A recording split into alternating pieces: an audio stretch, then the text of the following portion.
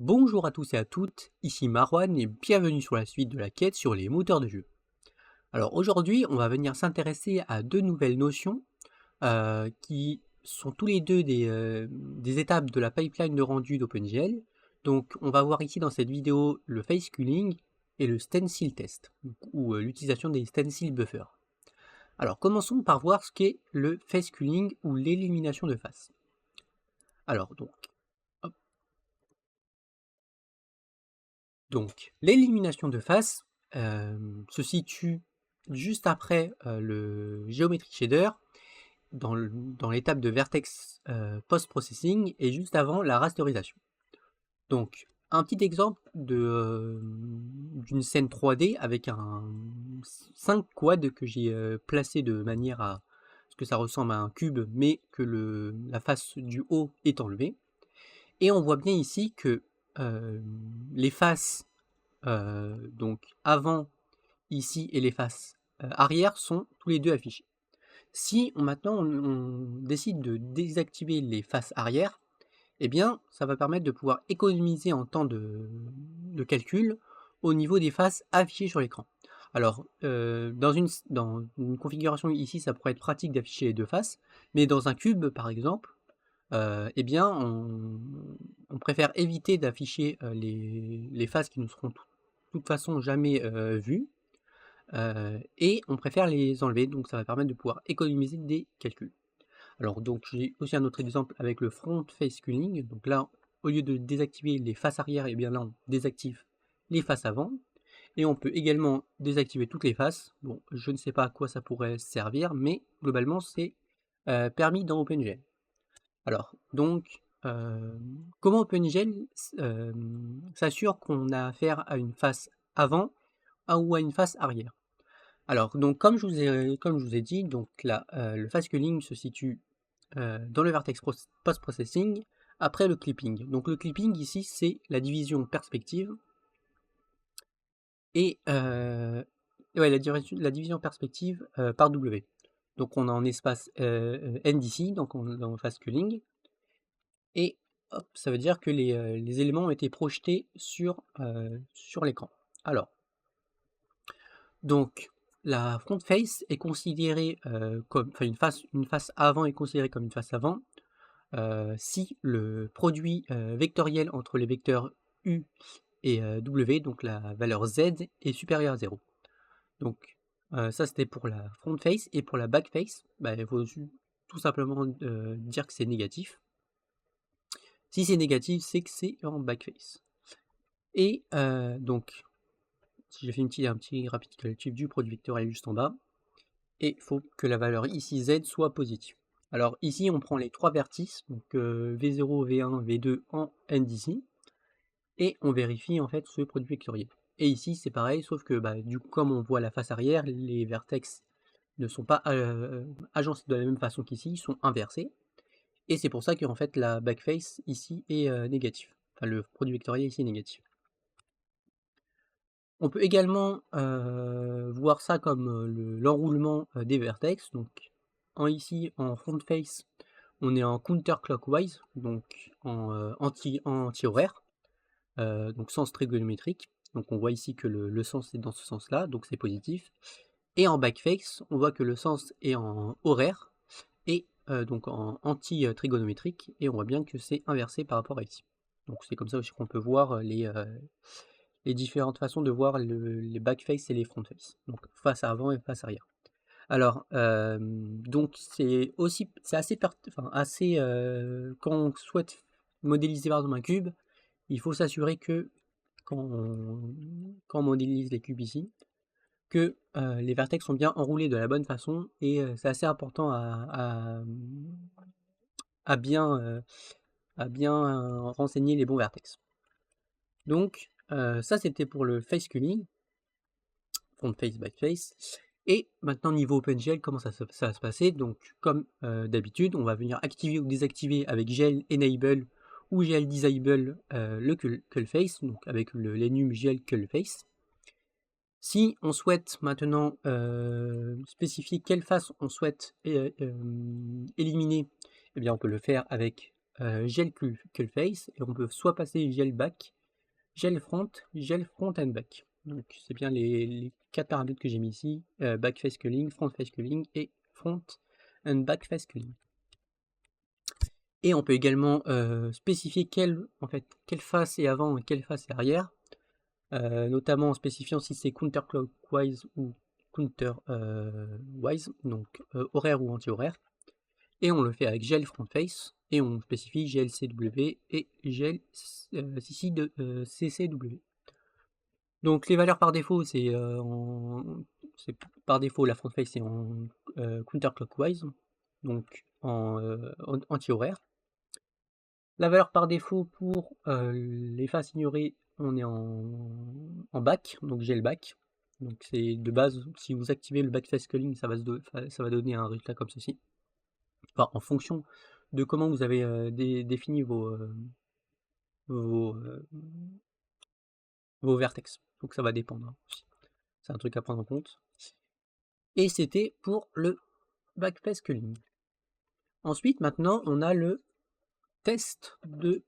stencil test, ou en français test de pochoir, qui est aussi une étape de la pipeline de rendu OpenGL, et qui cette fois-ci va se trouver, donc comme pour le depth test, dans la phase de sampling pour chaque fragment. Donc en gros, pour chaque fragment, on va appliquer différents tests. Donc ça se passe après le fragment shader, et ça se passe avant le test de profondeur. Donc le stencil test va permettre de pouvoir, en fait, alors hop, donc le stencil test, on pourra l'activer et le désactiver comme pour le face culling avec gel stencil test. Donc ça c'est pour l'activer et le désactiver. On n'oublie pas, comme pour le depth buffer, de clear également le stencil buffer si on souhaite, hein. Et on peut spécifier une valeur de clear avec gel clear stencil de 0. Donc par défaut, dans tous les cas, c'est à 0. Mais j'ai préféré le mettre si vous souhaitez définir une valeur différente. Alors, donc, à quoi va correspondre exactement le test de pochoir? Eh bien, ça va être assez pratique pour avoir des effets un peu stylés. Donc là, par exemple, là, c'est une petite scène de test avec le stencil désactivé. Donc là, on a désactivé avec gel disable stencil test. Et ici, on va venir l'activer avec certains paramètres que je vais expliquer un peu plus tard. Ça va permettre de pouvoir, voilà, ici, voir l'objet vert uniquement à travers l'objet rouge. Donc, ça peut être pratique ici. Ici, on a une sélection d'objets. Donc, autour de l'objet rouge, il est sélectionné. On voit bien que l'objet rouge est sélectionné même quand un objet lui fait face. Et ici, on a des différents masques d'objets qui va permettre de pouvoir afficher en fonction de la face, enfin de l'orientation du petit cube là, ici, eh bien, ça va afficher différents cubes de couleurs différentes. Donc ça va être assez pratique. Donc ça, c'est des masques. Je vais vous expliquer comment on va procéder par la suite. Alors, donc, le stencil buffer, à quoi il ressemble? Donc, comme pour le depth buffer, eh bien, c'est un tableau de valeurs. Donc là, c'est des tableaux d'entiers qui vont aller de 0 jusqu'à 255. Donc c'est la valeur max par défaut. En réalité, le depth buffer et le stencil buffer, en fait, sont partagés. Et en fait, ils ont une mémoire partagée. En fait, en mémoire, il y a uniquement un seul buffer et non deux buffers. Il n'y a pas un buffer pour le depth buffer et un buffer pour le stencil buffer. Les deux tampons sont partagés. Par exemple, là, pour une valeur par défaut de profondeur et de pochoir d'un tampon, donc d'un buffer de 32 bits, eh bien, la valeur par défaut ici est de FFFF, donc 1 pour la valeur de depth, de profondeur, et 0. Donc, comme je vous ai dit, on est entre 0 et 255, donc il y a 2 bits alloués ici. Et les 2 bits ici, 2 bits alloués qui vont, 2 octets qui vont être alloués pour le stencil, entre 0 et 255, et qui vont être égales à 0. Je vous ai mis un petit exemple ici. Qu'est-ce qui est utilisé pour le DESP, la valeur de DESP, et qu'est-ce qui est utilisé pour la valeur de stencil. À gauche, il y a 24 bits alloués pour le DEPS et 8 bits alloués pour le stencil. Alors on peut également changer ces valeurs-là et allouer plus ou moins de bits pour chaque type, donc soit pour les profondeurs, soit pour les pochoirs. Donc par défaut, c'est 24 bits pour la profondeur et 8 bits pour le stencil, mais on peut également le changer. Et on peut également changer les bits alloués pour le color buffer pour chaque composante rouge, vert, bleu et alpha qu'on n'a pas encore vu dans cette chaîne. Donc si vous souhaitez allouer plus ou moins de bits pour le stencil, on peut, et si vous souhaitez allouer plus ou moins de depth pour le buffer, on peut, pour les profondeurs, on peut. Par contre, il y a des spécifications qu'il faut aller voir, c'est qu'en fonction du GPU, eh bien, toutes les valeurs ne sont pas gérées. À voir si on peut avoir des stencils supérieurs à 16 bits. Enfin, à voir si tous les GPU le gèrent en tout cas. Donc ça aussi, ça à vérifier en fonction de ce que vous souhaitez faire. Donc, comme pour le test de profondeur, on aura le test de pochoir, donc stencil test, qui va pour être défini avec OpenGL avec la fonction GLStencilFunc. Donc on va définir une fonction de comparaison, donc func ici est la fonction de comparaison, qui va prendre exactement les mêmes énumérateurs que pour le depth test que j'ai abordé dans la vidéo dédiée. Si vous voulez avoir une introduction aux tests, différents tests, donc le test de profondeur, eh bien il y a la vidéo dédiée sur la chaîne. Et donc ça va prendre GL never, GL less, GL equal, GL equal, GL greater, GL not equal, GL equal et GL always. Donc GL never ne passe jamais, GL less sera inférieur, GL equal sera égal, GL equal sera inférieur ou égal, greater c'est supérieur, not equal différent, equal supérieur ou égal et always passe tout le temps. Alors donc le stencil test ici va venir comparer en fait, donc stencil ici ça correspond à la valeur actuelle dans le buffer, donc globalement le 0,0 ici ou ce 0 ici. Il va venir en fait comparer la valeur en fait associée au fragment et la valeur avec les coordonnées du fragment en fait associé du buffer, et il va venir les comparer donc avec une valeur de référence qu'on va pouvoir passer à OpenGL. Donc par exemple je souhaite avoir un stencil test entre avec une valeur de 255 par exemple, donc ref doit être compris entre 0 et le nombre max de bits alloués, sinon ça sera clampé avec la valeur max.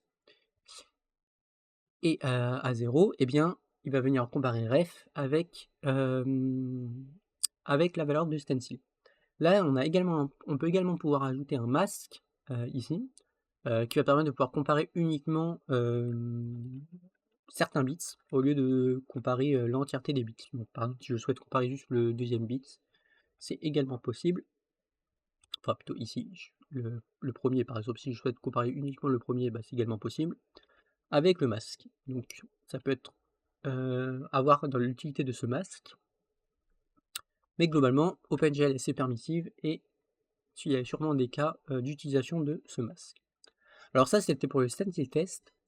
Maintenant, on souhaite, qu'est-ce qu'on souhaite renseigner quand le test de pochoir passe. En fait, en gros, quand le test de pochoir ne passe pas, on arrête, on arrête la suite de la pipeline et le fragment n'est pas rendu.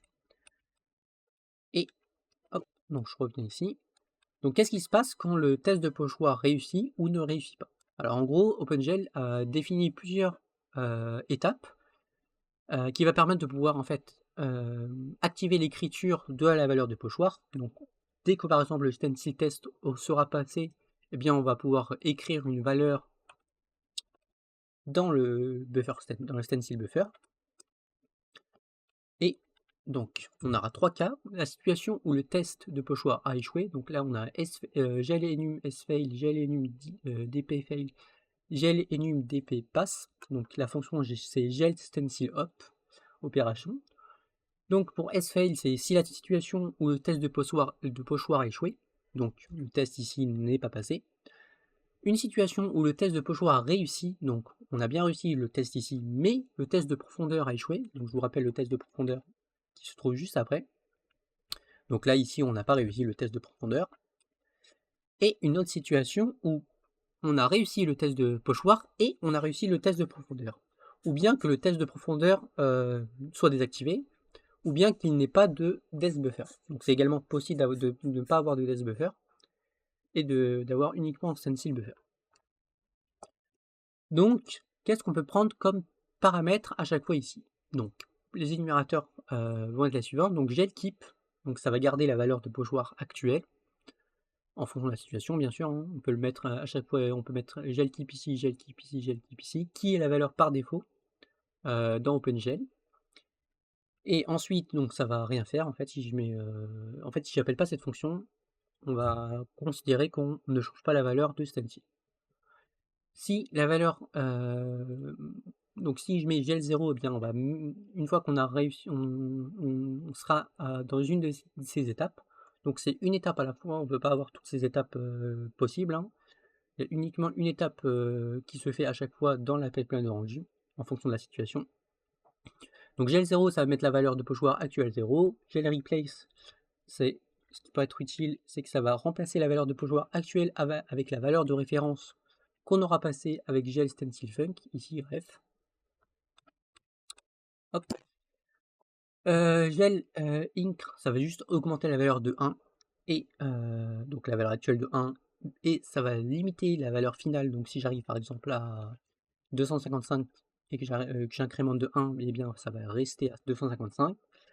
Gel ink wrap, ça va être à peu près la même chose que gel ink, mais incrémentation, mais que si on atteint la valeur finale, et bien en fait ça va repeat à 0, donc ça va remettre à 0. Ensuite on a la version décrémentation, gel decr et gel decr wrap qui va, dès qu'on est en fait à 0 et qu'on décrémente de 1, et bien ça va venir mettre, d'ailleurs ça va remettre la valeur à la valeur max. La valeur est remise à la valeur max. Maximale. Hop.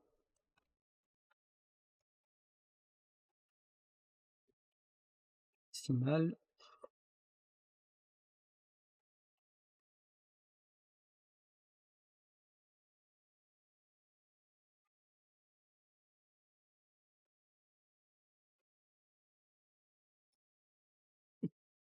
Voilà. Donc, la valeur est remise à la valeur maximale si jamais la valeur est inférieure à 0. Et pour GL invert, ça va inverser en fait chaque bit de la valeur de pochoir actuelle. Donc, par exemple, si j'ai 0, 0, 0, 0, et bien ça va mettre ici, ça va mettre 1, 1, 1, 1, 1, 1, 1, donc 8 fois. Et on peut également, comme pour, je vous rappelle qu'ici on a un masque, par exemple pour la comparaison, on peut également mettre un masque pour l'écriture, avec gel stencil mask, qui va venir limiter l'écriture à certains bits. Par exemple, si je mets un masque de 0FE, donc, qui correspond à 1, 1, 1, 1, donc 4, 1 ici et 3, 1 ensuite, et un 0 à la fin, eh bien, ça va venir limiter l'écriture, enfin restreindre l'écriture en fait sur le premier bit ici. Donc on va pas pouvoir écrire ici.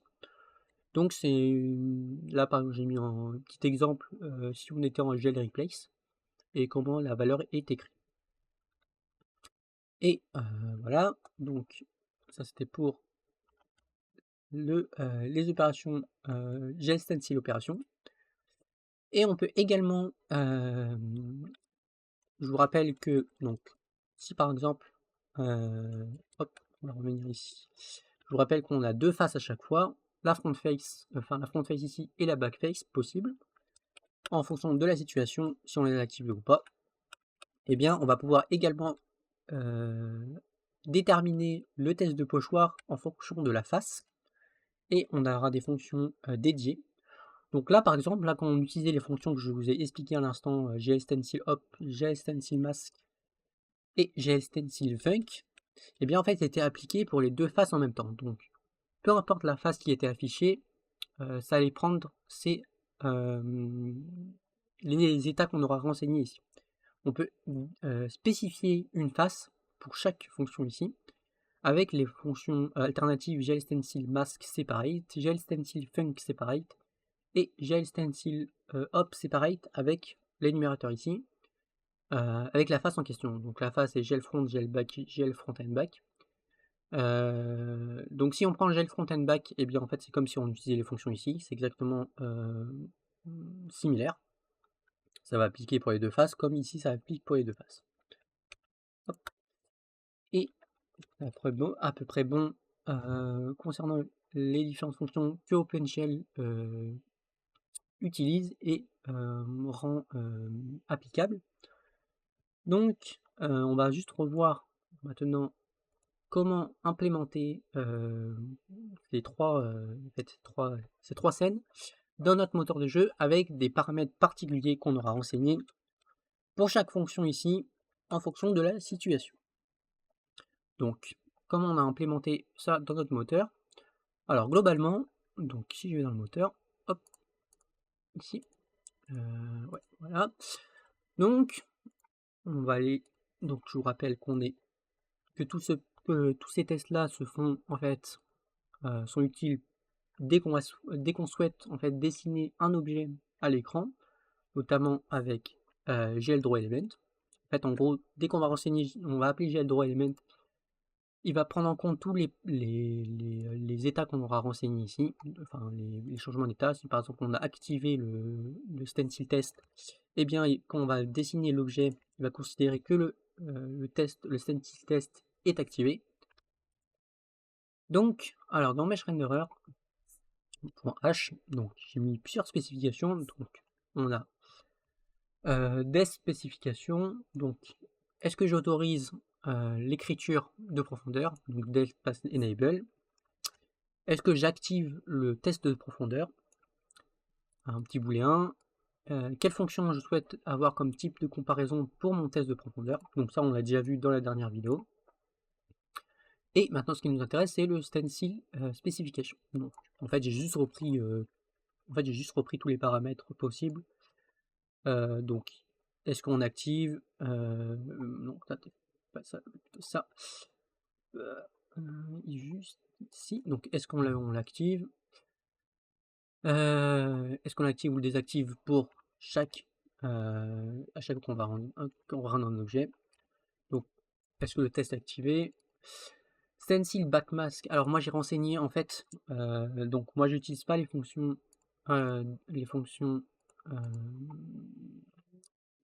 hop. Les fonctions ici, j'utilise pas les fonctions GLStencil, j'utilise à chaque fois les fonctions dédiées avec la face en question. Donc, alors, est-ce que le stencil backmask, est-ce qu'on peut écrire en fait, dès qu'on rencontre une face arrière, est-ce qu'on peut écrire dans le stencil buffer? Si on rencontre une face avant, est-ce qu'on peut écrire dans le stencil buffer? La fonction du test de pochoir, la valeur de référence qu'on souhaite associer, donc là j'ai mis 1, mais globalement, je peux le mettre comme ça aussi, hein. C'est pas forcément grave. En fait, soit je l'écris en mode hexadécimal, soit je l'écris en mode en integer comme ça. Donc, la valeur de référence pour la face arrière, le masque pour la face arrière. Je vous rappelle que ce masque-là, ça correspond au masque juste ici. Hop. Donc ce masque-là, ce masque ici. Par défaut, dans OpenGL, elle est en 0 FF, donc en gros ici, c'est comme si en fait le masque n'était pas utilisé, hein. Mais par défaut, il est disponible. La même chose pour la face avant, et ensuite les fonctions d'opération. Donc si le stencil a échoué, eh bien on est en keep par défaut. Si le test de profondeur a échoué, on est en keep, et si la profondeur est passée, on est en keep. Et également pour les faces avant. Et j'ai également des spécifications pour le cullface. Donc cullface spécification. Donc est-ce qu'il est activé? La face à éliminer, la face qui correspond à frontface. Et après j'ai rajouté également des getters et des setters, tu vas venir juste modifier ces valeurs. Je vais juste vous les montrer. Hop. Donc là, c'est les setters pour le stencil, les setters pour le face, les setters pour le, les getters pour le, hop, this getter, il est où? Hop. Ouais, hop, les profondeurs, les getters pour le stencil et les getters pour le face. Donc globalement, c'était pour le point H. Maintenant, pour le CVP, eh bien, à chaque fois qu'on va rendre un objet, donc avec draw, eh bien, on va définir les différents, la pipeline de rendu qu'on souhaite avoir. Donc, en réalité, après avoir en termes de performance, c'est peut-être mieux d'activer uniquement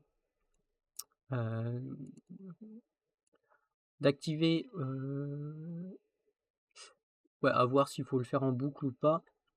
Bon, pour le moment, moi je le fais dans la loupe et j'active en fonction des demandes qui auront été renseignées dans le mesh renderer avec les paramètres ici.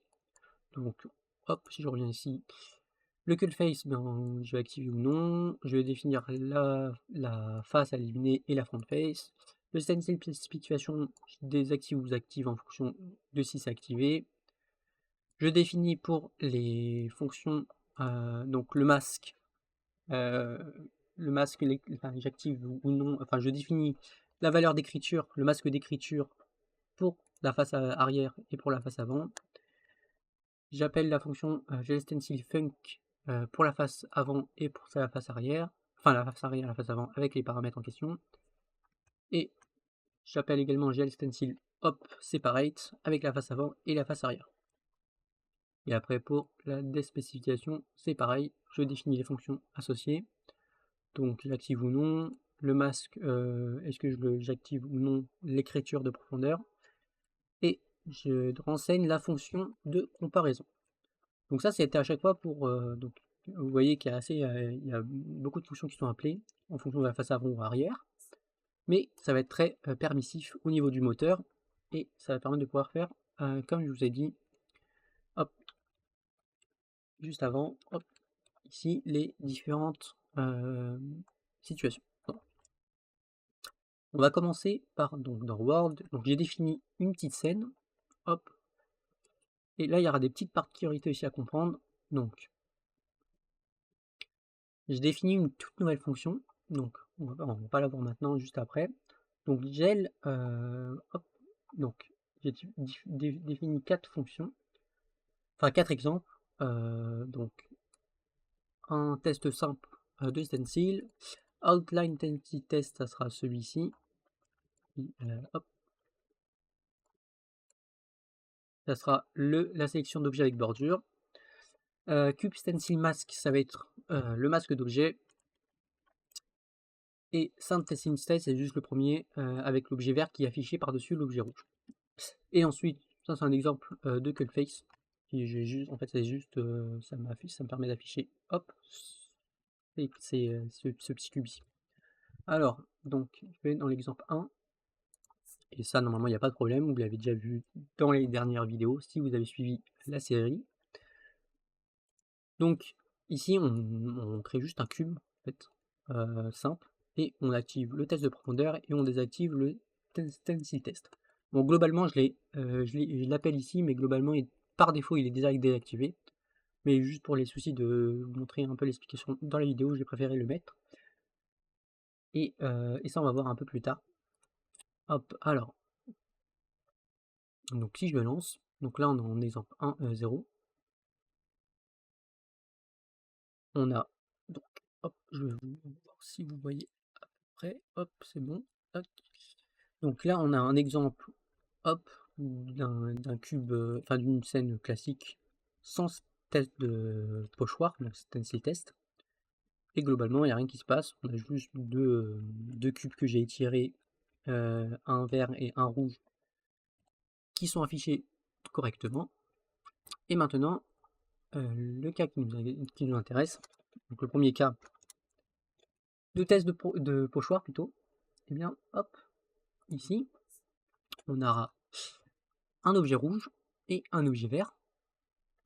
Et en gros, donc, l'objet rouge, je vais activer le test, le stencil test, et je vais venir, en gros ici, set d'espace front action. En gros, donc je vais lancer, si le test de profondeur passe, eh bien je vais venir replace la valeur, donc avec 0FF, 0,255. Donc, pour juste vous montrer à quoi ça correspond 0F, hop, donc grosso modo, là où l'objet sera rendu, eh bien on va venir mettre des 255. Donc, c'est-à-dire que, hop, les 255 seront affichés au centre et on aura des zéros tout autour qui, par défaut, OpenGL a un stencil buffer de 0 par défaut, les valeurs. Donc, si on passe le test de profondeur, donc l'objet rouge, on va venir écrire dans le stencil buffer, avec 0 en référence, donc 0FF, et je veux que le test de pochoir passe tout le temps, parce que j'en ai pas besoin. Là, je n'ai pas besoin pour l'objet rouge, en tout cas, de tester le test de pochoir. Ensuite, l'objet vert, je souhaite afficher l'objet vert uniquement si le test de pochoir, si on a affaire à une valeur de stencil de 0FF. Et bien, c'est exactement ce que je fais. Donc, je vérifie si si c'est égal. Donc, là, j'ai mis en front, parce que là, j'ai affaire à des fronts. Si c'est égal à 0FF, eh bien, le test de pochoir et le test de pochoir se fait bien. Donc, c'est pratique. Ça permet de pouvoir afficher cet objet vert par-dessus. Alors, globalement, j'ai ajouté une nouvelle fonction qui est set geometry rendering priority. Tout simplement, c'est que je vais définir pour chaque objet une valeur à rendre. Il faut, quand on fait des tests de pochoir, et même de profondeur en général, il faut s'assurer de rendre les objets dans le bon ordre. Donc là, moi, je souhaitais afficher d'abord l'objet rouge et ensuite l'objet vert. Donc c'est pour ça que j'ai fait une petite fonction setGeometry rendering priority, hop, qui va prendre une valeur. Donc le mesh renderer a une priorité ici, et j'ai dans world, j'ai défini un nouveau vecteur. C'est SDVector mesh renderer component mesh renderer stored by priority, qui va venir ordonner les objets en fonction de la priorité. Donc, si je reviens dans world ici, donc je vérifie, donc là j'ai refresh, je vérifie juste si le component existe, et si le component existe, eh bien je dis que le tableau n'est plus ordonné, et ce tableau je vais venir l'ordonner dès que je vais rendre mes objets. Juste en bas, hop, on va dézoomer un peu. Donc dans display, ici si c'est pas ordonné, eh bien j'ordonne mes objets. J'ordonne ici comme ceci avec un petit stdsort, et en fonction de la priorité, hop, je l'ordonne ici, et là je dis que c'est ordonné, et une fois que j'arrive ici, mes objets seront ordonnés en fonction de la priorité. Donc ça c'est assez utile, et ça va permettre de pouvoir définir les priorités. Bon là c'est priorité 0, priorité 1. En règle générale, hop, ça n'a pas de défaut, mais si par exemple je le mettais comme ça, hop, on va mettre ça comme ça, comme l'identité, d'ailleurs, hop. Si je lance, ça va quand même fonctionner, même si les objets sont définis inversement. Voilà, on voit bien que c'est bien défini de la bonne façon. Hop, donc je vais juste remettre comme avant. Donc ça c'était pour le test, stencil test. Hop. Maintenant pour l'outline, donc on va vous montrer un peu ce que ça donne. Donc l'outline, on a trois objets, un objet rouge, un objet vert et un objet. C'est comme ça que j'ai procédé. Donc, vous pouvez aussi voir une explication sur Learn OpenGL qui a fait une bordure. Il est un peu customisé, moi. Donc, ici, on a en réalité trois objets, un objet rouge, un objet vert et l'objet rouge là qui va venir bloquer l'objet rouge derrière. Hop. Donc, ici, hop, à quoi ça va venir? Donc, on définit un objet rouge, un objet qui va venir cacher et l'objet vert qui va être ici. Alors, l'objet rouge, donc, donc j'ai défini, donc j'active le stencil test. En réalité, le stencil test donc n'est pas utilisé ici, car tout simplement j'ai défini sur la fonction sur always. Donc ça veut dire que always, si je vous remontre ici, eh bien on passe tout le temps le stencil test, mais globalement on veut passer le stencil test, mais on veut également écrire dans le stencil buffer. Donc qu'est-ce que j'écris dans le stencil buffer? Donc ici je souhaite avoir comme référence 0 FA. En front mask, bon, je l'ai défini en 0 FF, mais globalement par défaut, il n'y a pas besoin puisque c'est déjà en 0 FF. Le masque ici en écriture, on est également en 0 FF par défaut, donc il n'y a pas besoin. Et si je passe, donc, en fait, peu importe que si le stencil test passe, eh bien, j'écris, et que ce soit à la fois si le desc buffer passe, ou que le desc test échoue. Donc là, ce qui va permettre d'écrire même si je suis derrière. Donc là, par exemple, quand je vais dessiner l'objet rouge, hop, l'objet rouge sélectionné, même si ici, là par exemple, quand je le dessine une fois, il va passer, et même quand je viens cacher, il passe quand même. Donc c'est ce qui permet d'avoir cette outline ici.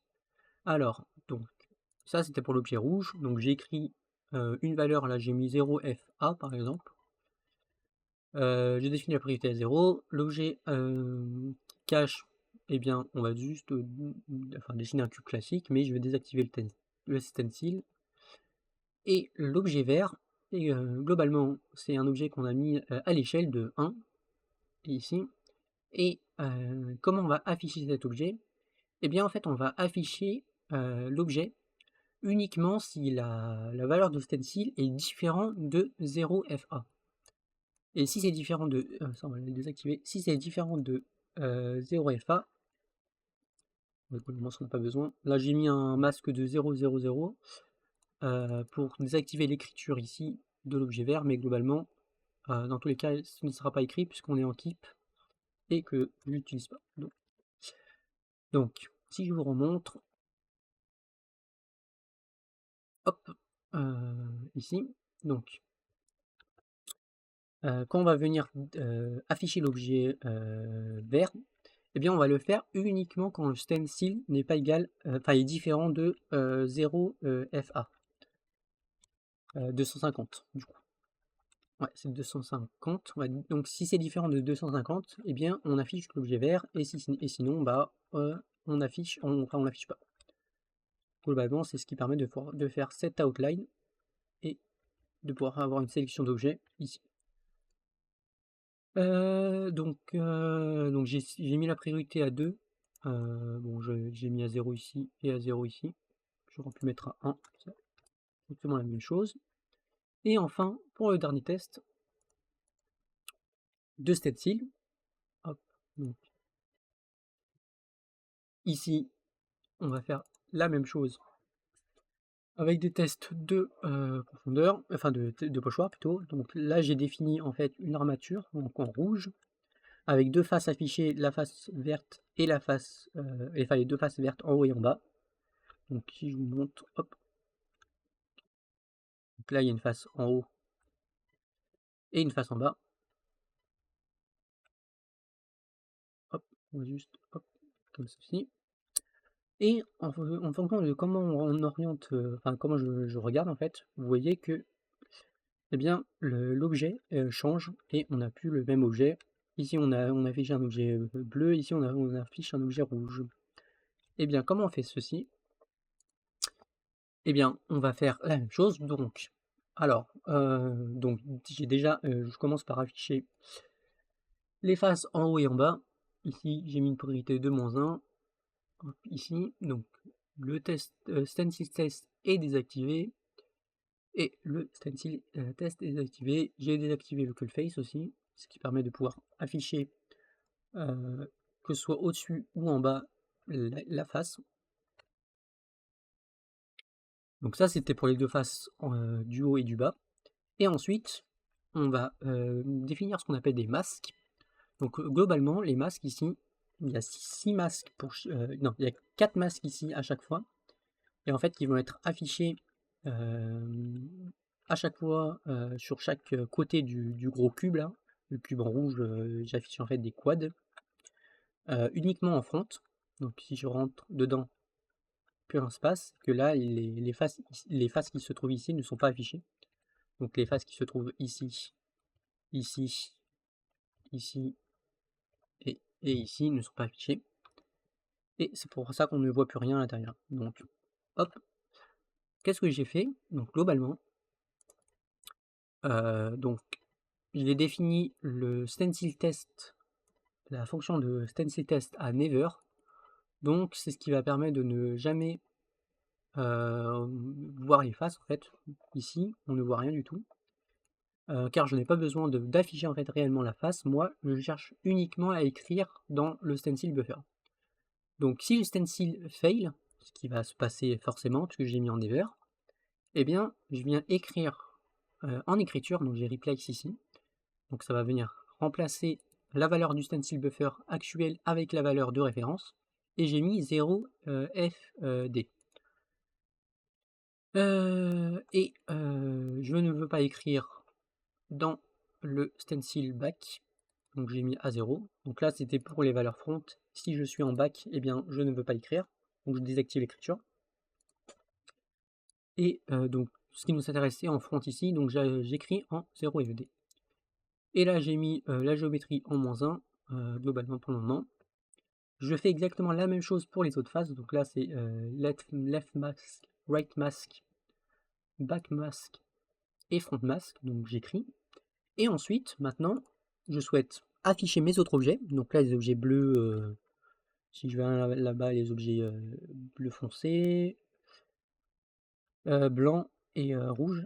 Donc rouge ici pour chaque face, eh bien je vais venir les afficher uniquement s'il se trouve là où le buffer, enfin, le stencil buffer est associé, est égal. Donc pour l'objet gauche, left object, eh bien je définis ici la valeur,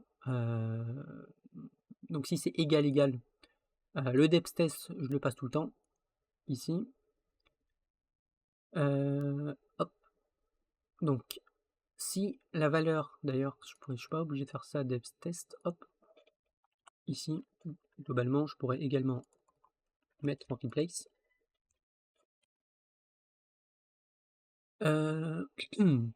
Stencil front funk, ouais, non, je veux quand même que ça soit affiché derrière, hop.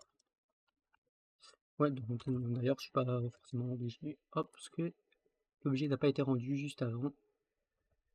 Donc, hop. Donc le test de profondeur n'est pas utile. Ouais, voilà, hop. Donc, ça j'en ai pas besoin. Donc si c'est égal à FD, donc qui correspond à l'objet left ici, hein, donc FD ici, si c'est égal, eh bien je peux l'afficher. Sinon, si c'est pas égal, bah on n'affiche pas l'objet. Et ensuite, je les mets en priorité 0, parce que ça doit se passer après les masques. Je fais la même chose ici, donc hop, ça je peux l'enlever. Donc là je fais avec FC, hop. Ici c'est FB, ça j'ai pas besoin. Et ici c'est FA, ça j'ai pas besoin. Hop. Et globalement, c'est comme ça qu'on fait des masques dans OpenGL et dans les API de rendu classiques. Et ensuite, bon bah là j'affiche les bordures, toutes les bordures possibles, hop, et voilà. Et pour le cullface, bon bah j'ai fait la même, j'ai fait une petite fonction, donc je vais vous montrer également, hop, juste, j'aimerais quand même vérifier, changements n'ont pas cassé le truc, c'est bon, hop. Donc je vais mettre le 4 ici.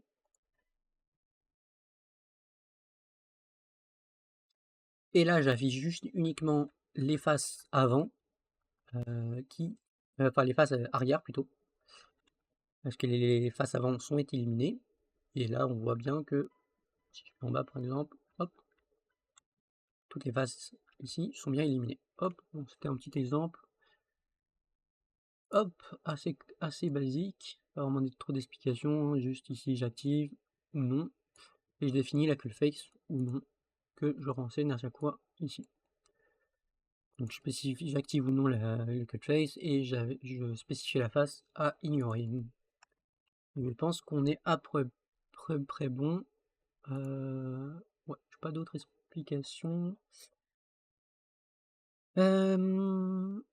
Donc, c'est très intéressant à comprendre. C'est également ce qui va permettre de pouvoir faire des portails en fait. Je mets portal, hop, stencil buffer. Je peux également faire des portails avec le stencil buffer. Ouais, globalement, il y a quoi par exemple ouais, par exemple ça. De toute façon, il faudrait avoir des exemples plus précis, mais globalement, c'est ce qui va permettre de pouvoir faire des portails. Vous voyez qu'on peut avoir des effets, grosso modo, avoir des objets qui sont rendus uniquement à travers le prisme d'un portail, quoi. Et ça peut être assez pratique pour faire ce genre d'effet. Eh bien, hop, on va revenir ici. Ici. Donc, n'hésitez pas à me poser des questions concernant le stencil test. Excusez-moi. Et le et concernant également le stencil buffer, donc si vous avez des questions sur des cas d'utilisation particuliers que vous aimeriez que j'aborde, ou même que vous avez quelques petites questions en commentaire, n'hésitez pas. Je vous dis à la prochaine, c'était Marwan pour de nouvelles quêtes d'un programmeur.